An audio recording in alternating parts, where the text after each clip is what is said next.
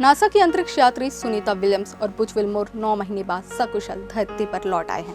19 मार्च की तड़के सुबह स्पेस एक्स का ड्रैगन कैप्सूल सुनीता सहित 4 अंतरिक्ष यात्रियों को लेकर फ्लोरिडा के समुद्र में लैंड हुआ। अंतरिक्ष से पृथ्वी तक का ये सफर 17 घंटे में तय किया गया था, लेकिन लैंडिंग की इस प्रक्रिया में सांसें थमाने वाला 7 मिनट का एक पल भी आया था। लेकिन अब सवाल ये उठता है कि आखिर ये अंतरिक्ष स्टेशन क्या है, जहां सुनीता विलियम्स और उसके साथ ही पिछले 9 महीने से फंसे हुए थे। तो चलिए जानते हैं अंतर्राष्ट्रीय अंतरिक्ष स्टेशन आखिर क्या है और वैज्ञानिक वहां जाकर क्या करते हैं और इसका इतिहास क्या है।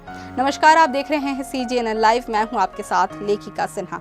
अगर खबर पूरी चाहिए तो वीडियो को पूरा देखना होगा और ऐसी ही जानकारी पाने के लिए चैनल को सब्सक्राइब भी कर दीजिएगा। तो चलिए वीडियो शुरू करते हैं। अंतर्राष्ट्रीय अंतरिक्ष स्टेशन पर 2 नवंबर साल 2000 को पहली बार अंतरिक्ष यात्रियों की टीम पहुंची थी। तब से ही अंतरिक्ष यात्री ISS पर जा रहे हैं। समय के साथ ही इसमें कई बड़े हिस्से जोड़े गए। नासा और दुनिया भर के उसके भागीदारों ने साल 2011 में अंतरिक्ष स्टेशन का निर्माण पूरा किया था।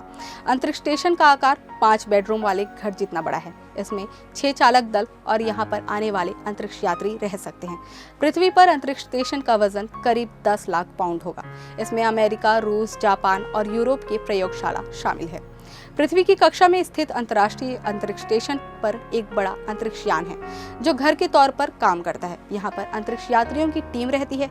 यह अनोखा प्रयोगशाला है। कई देशों ने अंतरिक्ष स्टेशन का निर्माण किया है और वे इसका इस्तेमाल करते हैं। अंतरिक्ष स्टेशन उन भागों से बना है जिन्हें अंतरिक्ष यात्रियों ने अंतरिक्ष में ही जोड़ा था।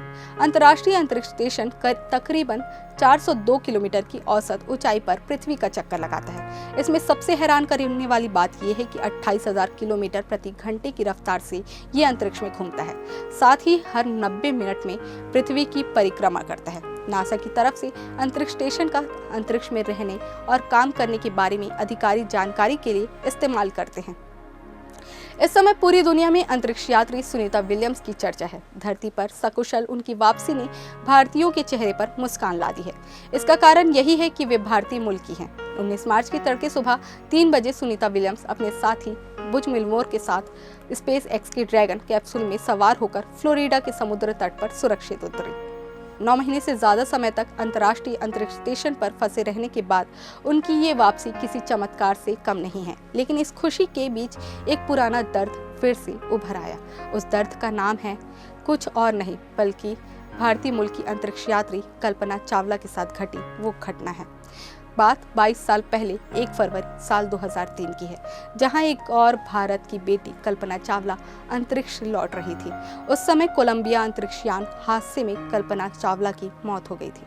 उस दिन हर भारतीय की आंखें नम थी। अब सुनीता की वापसी उस अधूरी उम्मीद को फिर से याद दिला रही है कि काश कल्पना का यान भी धरती पर लौट पाता।